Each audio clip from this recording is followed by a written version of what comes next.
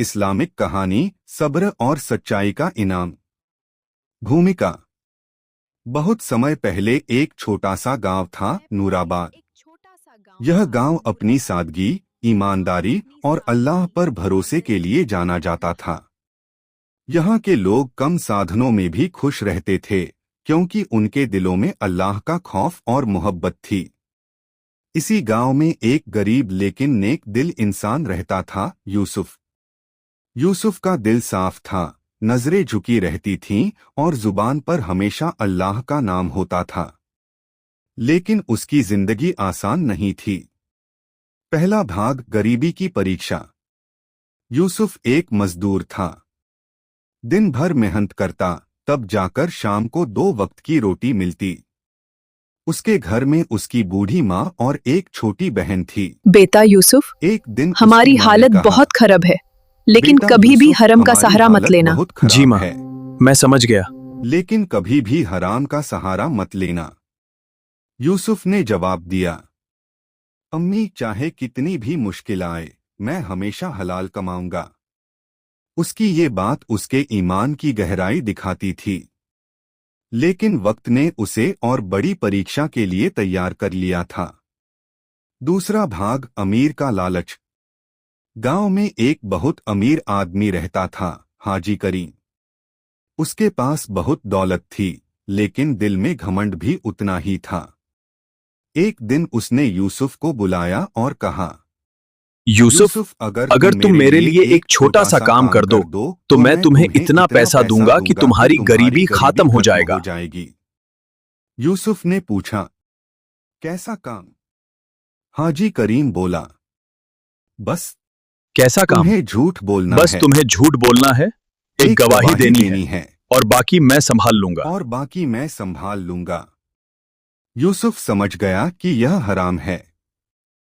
उसने तुरंत जवाब दिया, मुझे माफ कीजिए, मैं झूठ नहीं बोल सकता। सोच लो, हाजी करीम गुस्से में तुम्हारी बोला, गरीबी हमेशा के लिए सोच लो, तुम्हारी गरीबी हमेशा के लिए खत्म हो सकती है।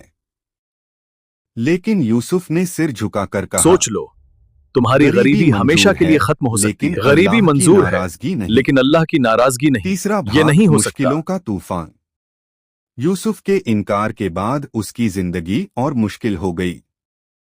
उसे काम मिलना बंद हो गया, लोग भी उससे दूर रहने लगे, क्योंकि हाजी करीम का गांव में असर था। एक दिन घर में खाना तक नहीं था। उसकी बहन रोते हुए बोली, भैया, भूख लगी है। यूसुफ की आंखों में आंसू आ गए, लेकिन उसने हाथ उठाकर दुआ की, या अल्लाह, तू देख रहा है, हम तेरे लिए सब्र कर रहे हैं, हमें निराश मत कर।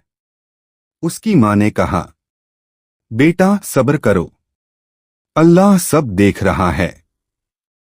चौथा भाग, अल्लाह की रहमत। कुछ दिनों बाद एक अजनबी गांव में आया। वह एक नेक और अमीर व्यापारी था, सैफुद्दीन। वह लोगों से पूछ रहा था, क्या यहाँ कोई ईमानदार और सच्चा इंसान है? लोगों ने मजाक में कहा, अगर इतना ही सच्चा इंसान चाहिए तो यूसुफ के पास जाओ, लेकिन वो बहुत गरीब है। सैफुद्दीन यूसुफ के पास पहुंचा। उसने देखा एक टूटा हुआ घर, लेकिन अंदर से कुरान की तिलावत की आवाज आ रही थी। यूसुफ ने मेहमान का स्वागत किया, भले ही घर में कुछ नहीं था। सैफुद्दीन ने पूछा, तुम इतने गरीब हो फिर भी खुश क्यों हो? यूसुफ ने मुस्कुराकर जवाब दिया, क्योंकि मेरे पास अल्लाह है। पांचवा भाग, सच्चाई की पहचान। सैफुद्दीन ने यूसुफ की परीक्षा लेने के लिए एक थैली निकाली, जिसमें सोने के सिक्के थे। वह बोला, ये थैली मैंने रास्ते में खो दी थी, क्या तुमने इसे देखा? यूसुफ ने सच सच कहा, नहीं, मैंने नहीं देखा। सैफुद्दीन ने जानबूझकर थैली वहीं छोड़ दी और चला गया। कुछ देर बाद यूसुफ ने थैली देखी। उसके पास मौका था। वह चाहता तो सारी गरीबी खत्म कर सकता था, लेकिन उसने कहा, ये मेरा नहीं है। वह तुरंत सैफुद्दीन को ढूंढने निकल पड़ा।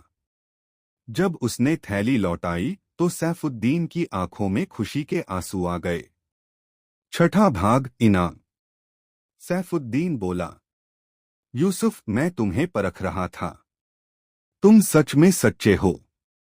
फिर उसने कहा, मैं चाहता हूं कि तुम मेरे व्यापार को संभालो, मैं तुम्हें अपना साथी बनाना चाहता हूं। यूसुफ हैरान रह गया, लेकिन मैं तो एक गरीब मजदूर हूं।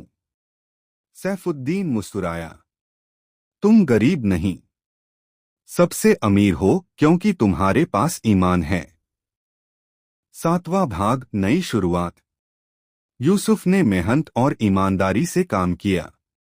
कुछ ही सालों में वह एक बड़ा व्यापारी बन गया, लेकिन उसने कभी अपनी सादगी नहीं छोड़ी।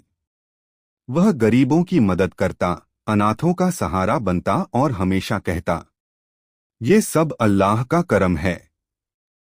आठवां भाग, घमंड का अंजाम। उधर हाजी करीम की हालत खराब होने लगी। उसके व्यापार में नुकसान हुआ, लोग उससे दूर हो गए। एक दिन वह मजबूर होकर यूसुफ के पास आया। उसने शर्मिंदा होकर कहा, मुझे माफ कर दो, मैंने तुम्हारे साथ गलत किया। यूसुफ ने मुस्कुराकर कहा, इस्लाम हमें माफ करना सिखाता है, मैंने आपको माफ किया। नौवां भाग, असली जीत। यूसुफ ने हाजी करीम की मदद भी की। गांव के लोग हैरान थे, जिसने उसे तकलीफ दी उसी की मदद। यूसुफ ने कहा, अगर हम बुराई का जवाब बुराई से देंगे तो फर्क क्या रहेगा। 10वां भाग, सीख। समय बीतता गया। यूसुफ की कहानी दूर दूर तक फैल गई। लोग कहते थे, अगर सच्चाई और सब्र देखना हो तो यूसुफ को देखो। कहानी की सीख, सब्र करने वालों के साथ अल्लाह होता है। हराम से बचना ही असली कामयाबी है। सच्चाई कभी हारती नहीं। माफी देना सबसे बड़ी ताकत है। अल्लाह अपने बंदों को कभी अकेला नहीं छोड़ता।